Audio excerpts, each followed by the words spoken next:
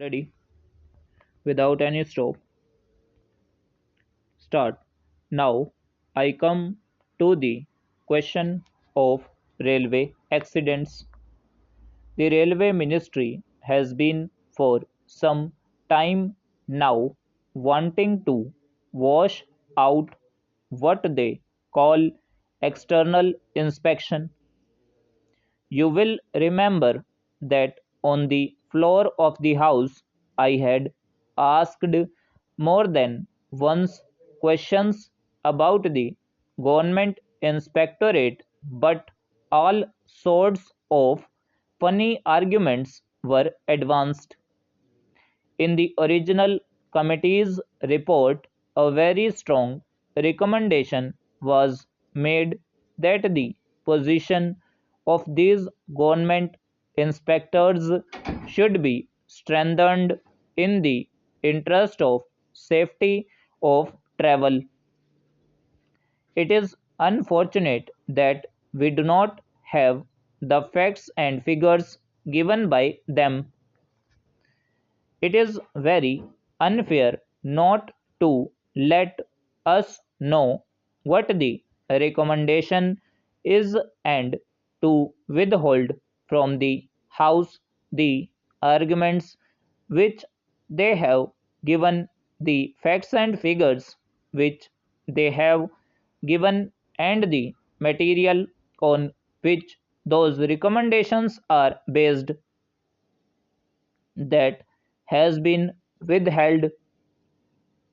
But now the reviewing committee wants not to strengthen the government inspectors, to wash them out as independent units and to bring them back under the control of the railway administration, that they should be a branch of the railway board.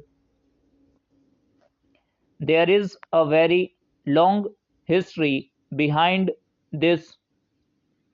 It was only in 1941 that they were taken away from the control of the railway administration and put under a separate ministry, the Ministry of Communications. I have gone into the arguments which have been advanced by the reviewing committee and Mr. Deputy Chairman. I can tear them to pieces.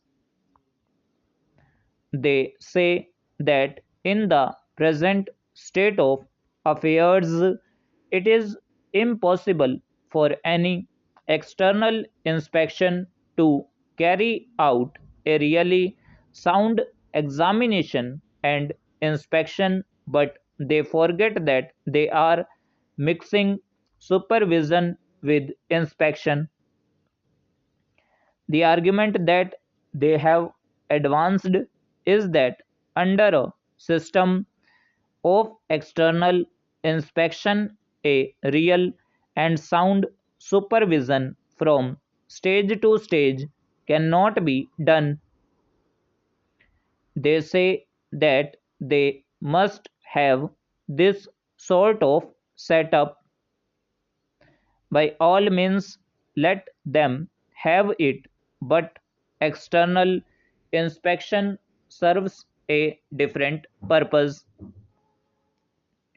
I may submit for your information that in 1945 the views of the general managers of all the government railways were taken in the matter, and all the general managers were of the view that the inspectorate must be maintained.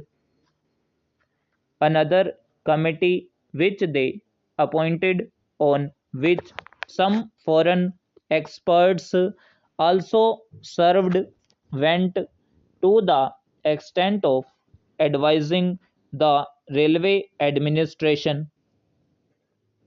These inspectors have to criticize the railway board even the highest officers in the railway administration, and now if they are transferred back, we can imagine the situation when even the report of a committee which was appointed with the knowledge of Parliament and on which so many persons served is being shelved and suppressed. Do you think that any independent inspection notes will ever see the light of the day? They say that in case of major accidents, we can have judicial inquiries. Inspection is one thing, and an inquiry into a major accident is another. The inspectorate that exists now is absolutely necessary, and it must be absolutely independent so that it can criticize the railway board or even the highest of the officers, the chief engineer or the general manager of the railway concerned. As for judicial inquiries, if they are necessary, by all means have them. I have been an advocate of it. I have been associated all my life with the judiciary. I have risen from a magistrate. I started my career as a magistrate, and I would always advocate judicial inquiry when it is necessary, but certainly judicial inquiry cannot replace inquiry of a technical nature. And if you have a judicial inquiry, you will always want some technical experts to be the assessors or to be associated with that inquiry so that they guide and give an independent view.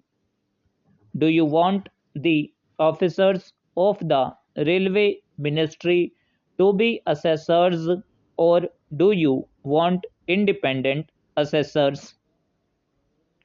These government inspectors would be absolutely independent assessors in those judicial inquiries. This is just one part of it. There are at least half a dozen important matters which should be referred to. I will now refer to another matter on which fortunately the original committee and the reviewing committee are in agreement. I am not concerned with this or that committee. I am concerned only with the safety of travelling, and I very much welcome that there is agreement on some points which I consider to be very important, and that is about the adequate and full supplies of stores essential for safety and good performance. If you read the recommendations of both these committees, you will find that this serious lag has been responsible for a lot of inefficiency for so one of the accidents and for keeping our personnel idle for a long time.